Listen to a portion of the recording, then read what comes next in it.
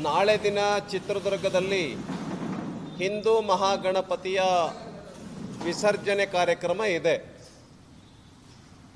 ಆ ಕಾರ್ಯಕ್ರಮಕ್ಕೆ DJ permission ಅನ್ನು ಸರ್ಕಾರ ಕೊಡ್ತಾ ಇಲ್ಲ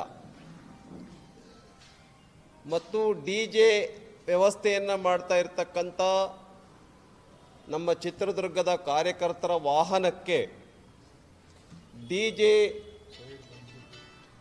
ಇರುವಂಥ ವಾಹನಕ್ಕೆ ಡೀಸೆಲ್ ಟ್ಯಾಂಕಿಗೆ ನೀರನ್ನು ಸುರಿವಿದರೆ ಪೊಲೀಸ್ನ ಅಧಿಕಾರಿಗಳು. ಅಂದರೆ ಆ ವಾಹನ ಮುಂದೆನೇ ಹೋಗೋದಿಲ್ಲ. ಡೀಸೆಲ್ ಟ್ಯಾಂಕಿಗೆ ನೀರನ್ನು ಯಾಕೆ ಹಾಕಿದ್ರು ಪೊಲೀಸ್ ಅಧಿಕಾರಿ? ಅವ್ರ ಮೇಲೆ ಕ್ರಮ ಆಗಬೇಕು.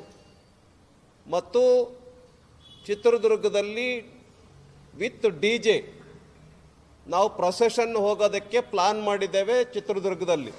ಆದರೆ ನಮ್ಮ ಹಿಂದೂ ಕಾರ್ಯಕರ್ತರಿಗೆ ಪರ್ಮಿಷನ್ ಕೊಡಲ್ಲ ಹೇಳಿ ಅಲ್ಲಿನ DC ಮತ್ತು SP ಅವರು ಹೇಳಿದ್ದಾರೆ. ಆದ್ದರಿಂದ ನಾನು ವಿನಂತಿ ಮಾಡಿಕೊಳ್ಳೋದೇನು ಅಂತೇಳಿದರೆ, ಸರ್ಕಾರ ಕೂಡಲೇ ಮಧ್ಯಪ್ರವೇಶ ಮಾಡಿ, ಹೇಗೆ ಮದ್ದೂರಿನಲ್ಲಿ ನೀವು ಕೊನೆ ಹೊತ್ತಿಗೆ ಡಿಜೆಗೆ ಅವಕಾಶವನ್ನು ಮಾಡಿಕೊಟ್ರಿ, ಅದೇ ರೀತಿ ಅವಕಾಶವನ್ನು ಚಿತ್ರದುರ್ಗದಲ್ಲೂ ಕೂಡ ಮಾಡಿಕೊಡಬೇಕು. ಯಾಕೆ ಅಂತ ಹೇಳಿದರೆ, ಭಾಳ ದೊಡ್ಡ ಸಂಖ್ಯೆಯಲ್ಲಿ ಚಿತ್ರದುರ್ಗದೊಳಗಡೆ ನಮ್ಮ ಭಕ್ತಾದಿಗಳು ಸೇರ್ತಾರೆ ಗಣಪತಿ ವಿಸರ್ಜನೆ ಕಾರ್ಯಕ್ರಮದಲ್ಲಿ. ಯಾವುದೇ ಕಾರಣಕ್ಕೂ ಡಿಜೆಗೆ ಅನುಮತಿ ಕೊಡದೇ ಇರೋದನ್ನು BJP ಸಹಿಸೋದಿಲ್ಲ.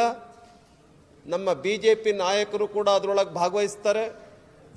ನಮ್ಮ ದೊಡ್ಡ ಸಂಖ್ಯೆಯಲ್ಲಿ ನಮ್ಮ ಕಾರ್ಯಕರ್ತರು ಕೂಡ ಅದರೊಳಗಡೆ ಭಾಗವಹಿಸ್ತಾರೆ, ಭಕ್ತಾದಿಗಳು ಕೂಡ ಭಾಗವಹಿಸ್ತಾರೆ. ಈ ರೀತಿ ಹಿಂದೂ ಮಹಾಗಣಪತಿಯ ವಿಸರ್ಜನೆ ಕಾರ್ಯಕ್ರಮಕ್ಕೆ ದೊಡ್ಡ ಸಂಖ್ಯೆಯಲ್ಲಿ ಬಂದಾಗ ಡಿಜೆಗೆ ಅವಕಾಶವನ್ನು ಕೊಡದೇ ಇರತಕ್ಕಂಥದ್ದು ಸರಿಯಲ್ಲ. ಕೂಡಲೇ ಸರ್ಕಾರ ಡಿಜೆಗೆ ಅವಕಾಶವನ್ನು ಮಾಡಿಕೊಡಬೇಕು ಮತ್ತು ಡಿಜೆ ಇರ್ತಕ್ಕಂಥ ವಾಹನಕ್ಕೆ ಡೀಸೆಲ್ ಟ್ಯಾಂಕಿಗೆ ಅಧಿಕಾರಿ ಯಾರು ನೀರನ್ನು ಹಾಕಿ ಆ ವಾಹನ ಮುಂದೆ ಹೋಗ್ದಂಗೆ ಮಾಡಿದ್ದಾರೆ ಮತ್ತು ನಮ್ಮ ಕಾರ್ಯಕರ್ತರಿಗೆ ಅಪಮಾನ ಮಾಡಿದ್ದಾರೆ. ಇದನ್ನು ಕೂಡಲೇ ಕ್ರಮವನ್ನು ತೆಗೆದುಕೊಳ್ಬೇಕು ಸರ್ಕಾರ ಅಧಿಕಾರಿಯ ವಿರುದ್ಧ ಅಂಥೇಳಿ ಈ ಸಂದರ್ಭದಲ್ಲಿ ನಾನು ಆಗ್ರಹಪಡಿಸ್ತೇನೆ. ಯಾವುದೇ ಕಾರಣಕ್ಕೂ ಹಿಂದೆ ಸರಿಯೋ ಪ್ರಶ್ನೆನೇ ಇಲ್ಲ. ಸರ್ಕಾರ ಡಿಜೆಗೆ ಅವಕಾಶವನ್ನು ಮಾಡಿಕೊಡಬೇಕು ಚಿತ್ರದುರ್ಗದಲ್ಲಿ ಅಂಥೇಳಿ ಈ ಸಂದರ್ಭದಲ್ಲಿ ಆಗ್ರಹಪಡಿಸ್ತೇನೆ.